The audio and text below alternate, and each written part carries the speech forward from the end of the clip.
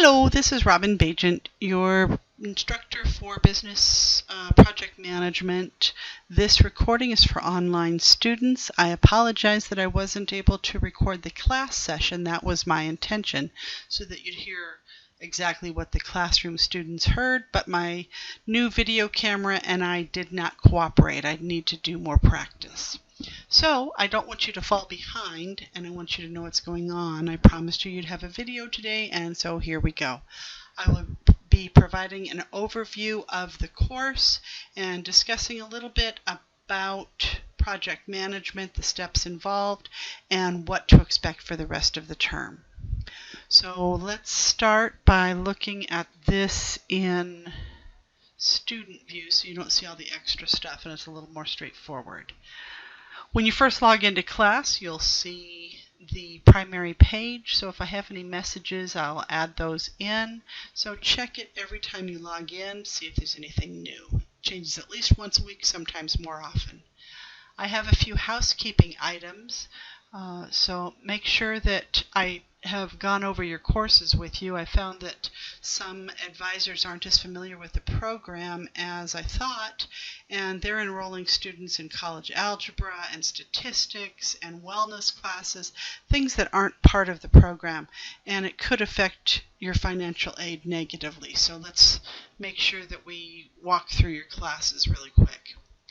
If you're taking any electives this term, please make sure that you send me a statement. This is the statement, so I approve, and then make sure that you include the course numbers so that I can submit them to financial aid. I have some paperwork I have to fill out, and I have to have your approval to add the courses for your program.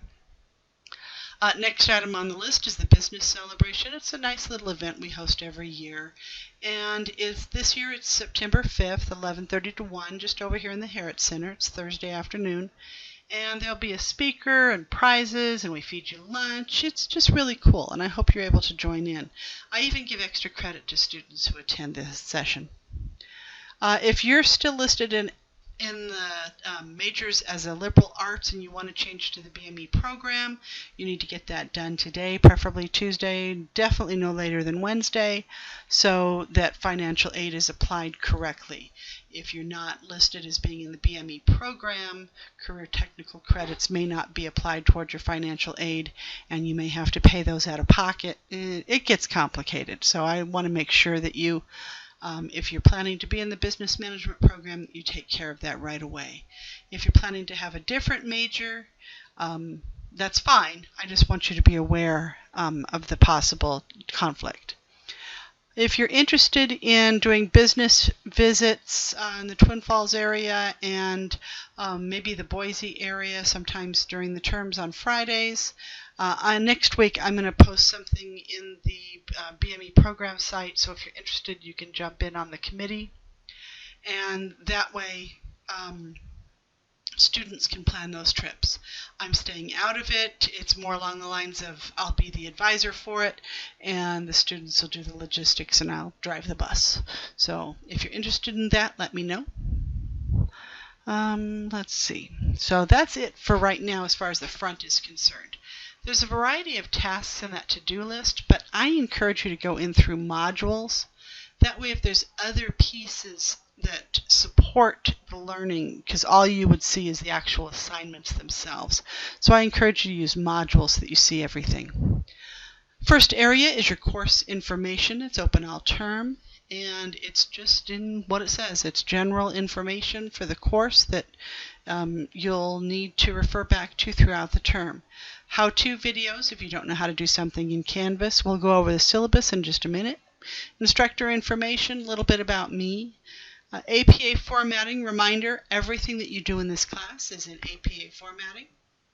So you can learn more here. You can also go to the library, call the library, go to the tutoring center, call the tutoring center. Here's some general information. But as far as citing your references, you'll want to make sure that you take a look at how to do that. We'll have a variety of discussions, and in order to make sure that online students are involved in those discussions, campus students will be doing some of those discussions online as well. There will be some discussions that the campus-based students will take part in class. Online students will take part in here on the discussion board. So I'll let you know which is which. Don't worry about it for right now. Next on the list, if you have not installed Microsoft Office, you need to do so because we will be using it throughout the term for different activities. So this is the process. I found out if you have Chromebook, you have to go in through the Chromebook app and not purchase, it's free, but you have to download something there. I encourage you to call the help desk if you have any problems, and they can walk you through. They're open Monday through Friday, 8 to 5. The PMBOK, Project Management Body of Knowledge book, this is not the current one, but this one is open knowledge or open source. So I posted it for your reference just as an FYI. Getting started is next. If you responded to the email, you'll be getting some extra credit, 10 points. It's pretty cool. If you haven't yet set your Canvas references, please do so. And that way you'll have that available. If I need to send out announcements, you'll get those sent to your phone or wherever you want them sent to. Please make sure that you post your personal introduction. That goes for online students and campus students. I have to show participation for financial aid for that first week, and I figure a personal introduction is the easiest way to go about doing that. And then finally, the BME orientation. So if you're new to the program, you'll want to click on this, walk through the orientation piece. It won't take you very long. It's just some general information so that you have a heads up. If you've been in the program for a while, I do ask that you quickly just jot through it and see if there's things now that you've been in the program a while. Is there anything that should be included that isn't, and we can make some adjustments? I appreciate you doing that. Thank you. Your homework for this week is Chapter 1, 2, 3 in your textbook, and then you'll be taking notes based on the guest business that we're going to be working with this term. They'll be visiting on Thursday. I will be recording this session for online students, and that way you'll be able to take notes and you'll know what is going on. As an FYI, we're going to be working with a campus-based department this term, one that does work with the general public, and let's see if I can find it. Let's see. Business, no. Now my mind went blank. Workforce development. Jeez, my brain. So, as an FYI, so that you can see, this is their site. They have quite a bit of information. You'll want to take a look at it and familiarize yourself with what they have to offer and what they are doing before Thursday so that you have an idea regarding the presenters and what they're going to be talking about. What we're going to be doing for them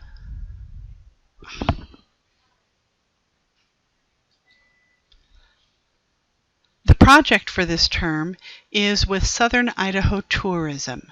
We're going to be partnering with them, and students are going to be making the determination whether they want to select the downtown area or the waterfall area to develop a QR code tour of campus for. So to give you an idea, the website qrtour.csi.edu.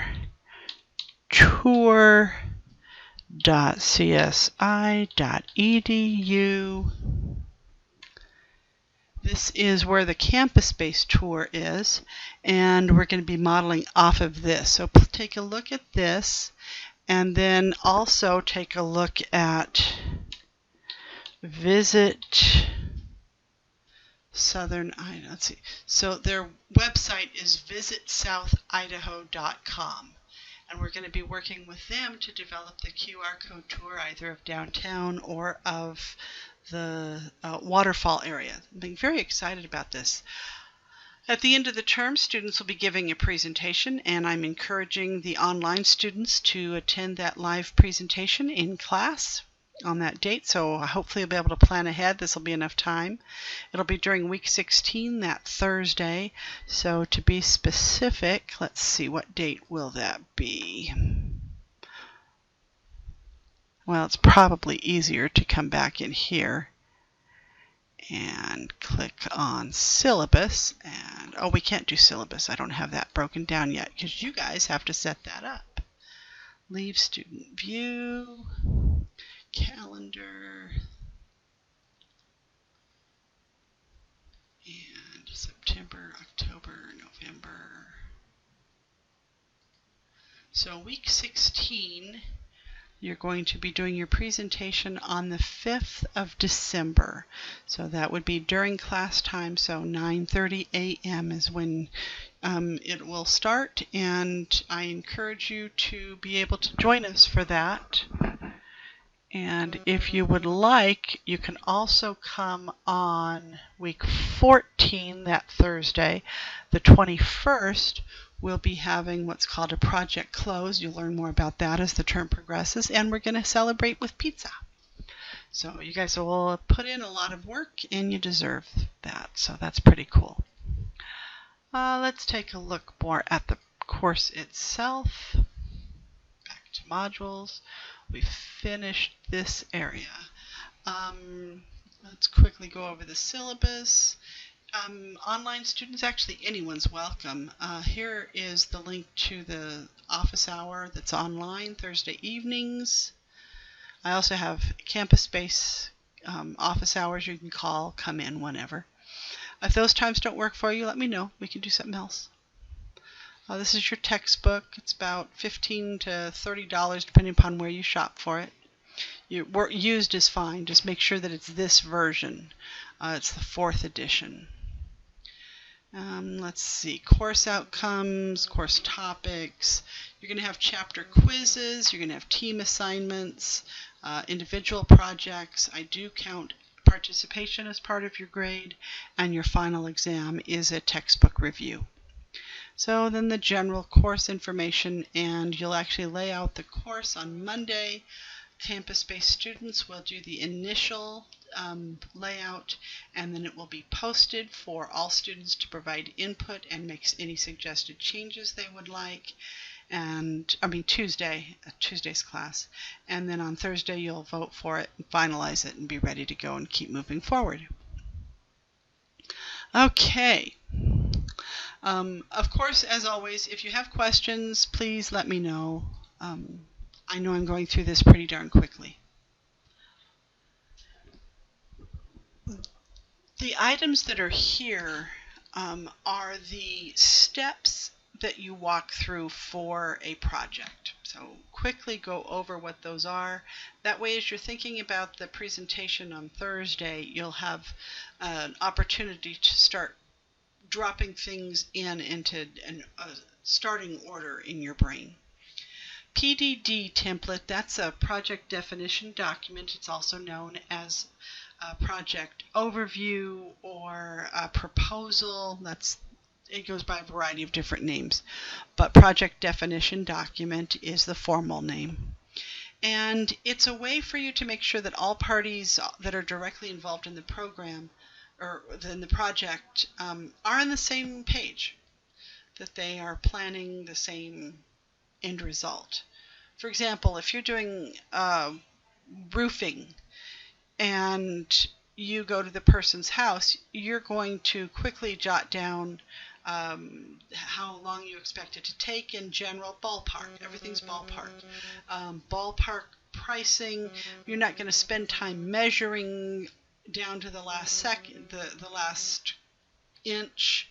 You're going to not necessarily get down to the exact dates that you'll start and stop, but you give an idea so that they have a reference to work from.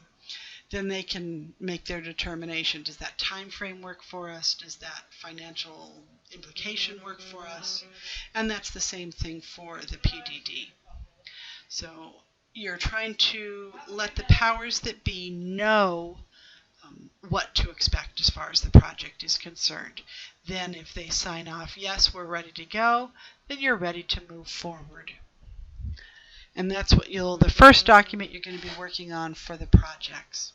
So you're going to outline what you have in mind. You're going to run it by the people that come from South Idaho Tourism and make sure that they are on the same page as you and that everybody has the same expectations.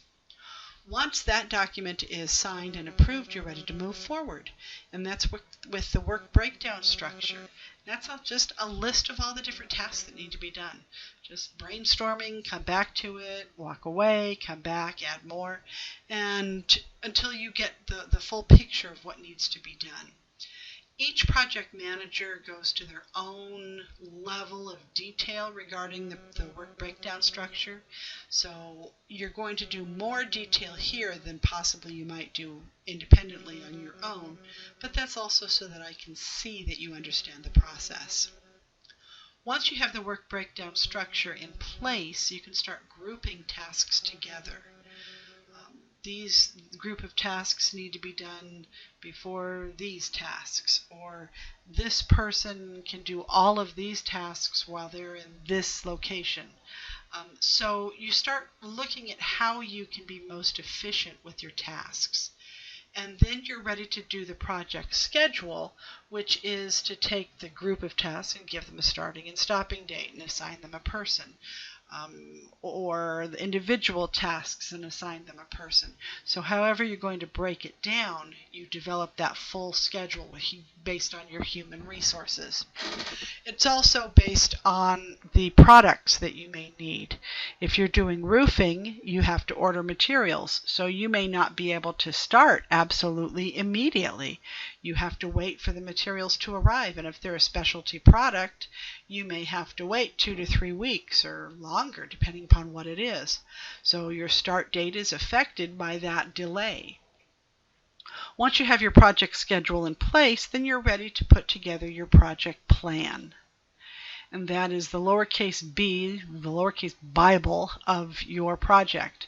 Everything in there is followed to the nail, right? Exactly, tooth and nail, to the point, whatever phrase you want, but it has to be followed. If you want to make changes, you put them in writing. You have all primary stakeholders in the project sign off their approval for the change, then that becomes the new process for the plan. But it's all done in writing. Once you have that draft plan done, it goes out to all stakeholders, all the primary stakeholders, so that they can sign their approval. And it can take a while because those stakeholders may have stakeholders in their own organizations that need to make decisions related to that project. For example, Roadwork Ahead was one of the companies involved with the Washington Street upgrade a couple years ago. And the initial project was only supposed to be 7 months, but it was drawn out over 2 years, and you didn't get paid till the project was over. So unfortunately, it cost a couple companies that were involved their business because they couldn't go that long without being paid. But with Roadwork Ahead, they had made that decision that they wanted to be a part of the project. So they put resources into it, but they had to plan for those resources. So they met individually, and as a company, they voted, yes, we do want to take this on. Then the owner of the company went back and signed his approval for the project plan and committing the company to that piece. So as an FYI, a project plan, once it's been signed and approved by everybody, is a legal document. So if you had something not go right in a project, you could be held liable based on your participation. We are never the final approvers for a project in this program. That way you're not held liable for anything. Someone else holds that. And we never build anything that could be dangerous or do anything that could be dangerous. So that way we don't have any liability that we have to worry about, just for your own reference. So those are the steps involved in a project. Then you carry the project through, you walk through all those steps, and then you're ready to start your project. And it's usually done in phases, and you're getting things up and going. In between, then you do the project close at the end, where you get all the pieces, parts in place. You make sure all the paperwork is organized, and that way it can be put away until the next time. So we're going to start that process next Tuesday during class. And hopefully I'll have figured out my camera, so we'll record the session for online students and you can watch. And it's going to be, I'm going to post it into a discussion area on campus or on Canvas so that you are able to take an active role in the discussion. Each week, students will take turns being the lead, and it's up to the lead to coordinate both campus and online students and make sure everybody knows what their tasks are.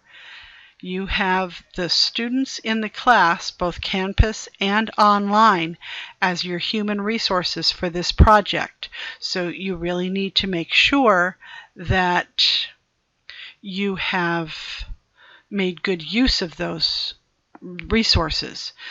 Each one should work between 3 and 5 hours for the week on the project.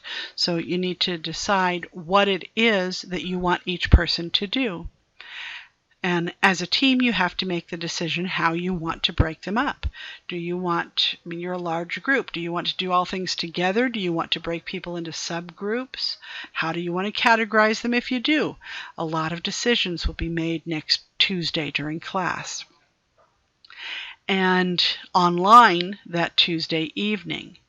I'm not requiring we get together online, but you do need to take part in the discussion online if you are an online student, so that I know you've watched the video and that you've added your input to the project itself. And that's an ongoing expectation for every class. You'll have a Tuesday and a Thursday, either recorded during class, or if I screw it up, it'll be recorded after class. But that way you'll know what's going on. Ideally, we will find out what the tourism folks have in mind. I've had some preliminary discussions with them, but I did let them know that you guys are making that final decision of downtown or waterfall. And then you'll talk with them. We did not get into content, except to say that it's the history of downtown. It's not the businesses that are downtown. So it could have something to do with the tunnels that were used during Prohibition and some of the different architecture, things like that, some of the statues, etc. Or the waterfall, different trees, or more about the waterfall, more about the geology of the land, different things like that. Once you've established what their goals are for the project, and that's during that meeting, then you'll put your proposal together, you'll send it to them, they'll make any changes they want, and then if everybody agrees, great. If we need to continue making changes, we will. Then you'll start on the tasks. So you really can't do that until you know what the scope is for their understanding. So that's that project. The other project that you're going to be working on as a group is a campus QR code tour. And you're going to be providing maintenance to it. It was done by project management students a couple of years ago, and this is going to help you familiarize the process of so that you understand what it is that we're going to be looking for as far as the Southern Idaho tourism site. They are providing the website, so you guys are going to have to decide the look, the feel. It needs to tie into their website, so you need to make sure that that's in place. You need to find out from them, are they providing pictures? Do they expect you to take pictures? Are you writing copy at the site locations, or are they providing you with a text copy? All of the different pieces you're going to have to ask about. Here we have a variety of locations on campus that have QR code tours. My building is the Canyon building, so if you scan the QR code that's right on the door, right in there, it takes you to this. And in the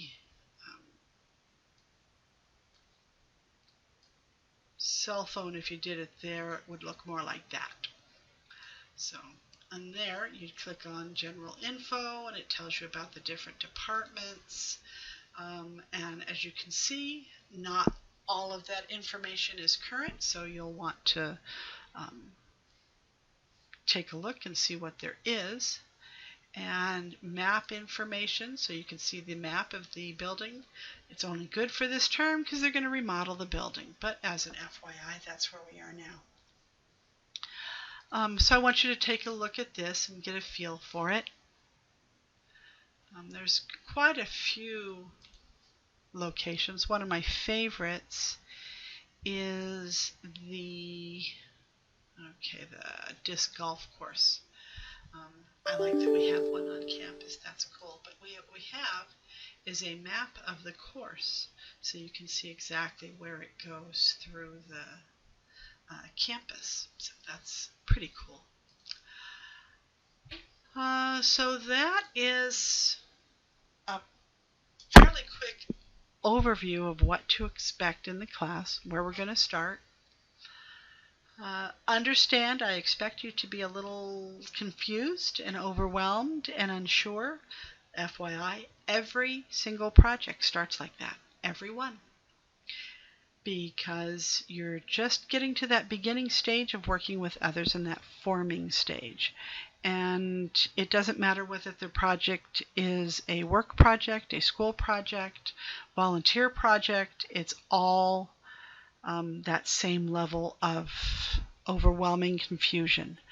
I can guarantee a couple weeks from now you'll be going, oh, okay, I see where we're going now.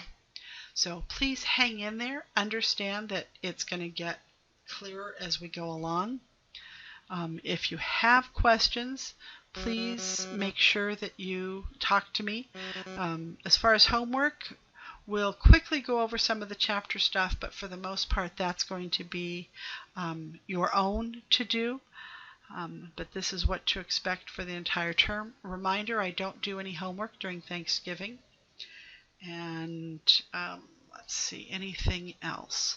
In the syllabus right now, at the bottom where it has tentative course schedule, right now it's blank, but once we have the breakdown of what you guys are planning to have delivered and completed when, I'll update that and get that all filled out. And we'll be doing that on Tuesday.